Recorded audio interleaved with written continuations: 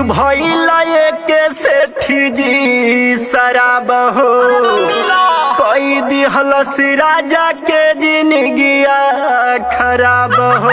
करिले गुजारा हम पहिन के गोल्डन बाली में, सारी गहना बिक गईले बलम के 70 वाली में।